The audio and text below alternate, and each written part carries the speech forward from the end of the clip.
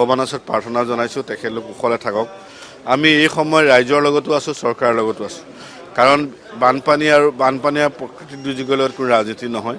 আমি চৰকাৰক জনাইছোঁ যে আমি এই বিপদৰ সময়ত তেখেতলোকক যি সহযোগিতা লাগে, বিৰোধী বিধায়ক হিচাপে আমি আছোঁ, কিন্তু এইটোক লৈ ৰাজনীতি নকৰিব আৰু সকলোৱে পাব লাগে। আমি দেখিছোঁ যে গৰাখহনীয়াৰ পইচাকেইটাকো লৈ ৰাজনীতি কৰে, সাহায্যকো লৈ ৰাজনীতি কৰে। সেইকাৰণে এনেকুৱা ৰাজনীতি নহওক, প্ৰাকৃতিক দুৰ্যোগ বানপানী সকলোৱে যিখিনি পাবলগীয়া আছে পাওক, সেইকাৰণে আমি চৰকাৰক আহ্বান জনাইছোঁ।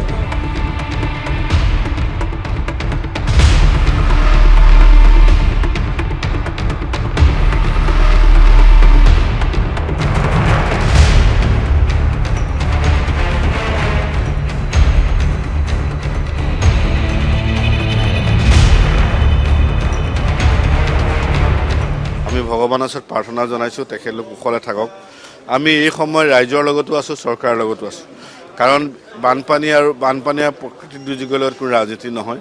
আমি চৰকাৰক জনাইছোঁ যে আমি এই বিপদৰ সময়ত তেখেতলোকক যি সহযোগিতা লাগে, বিৰোধী বিধায়ক হিচাপে আমি আছোঁ, কিন্তু এইটোক লৈ ৰাজনীতি নকৰিব আৰু সকলোৱে পাব লাগে। আমি দেখিছোঁ যে গৰাখহনীয়াৰ পইচাকেইটাকো লৈ ৰাজনীতি কৰে, সাহায্যকো লৈ ৰাজনীতি কৰে। সেইকাৰণে এনেকুৱা ৰাজনীতি নহওক, প্ৰাকৃতিক দুৰ্যোগ বানপানী সকলোৱে যিখিনি পাবলগীয়া আছে পাওক, সেইকাৰণে আমি চৰকাৰক আহ্বান জনাইছোঁ।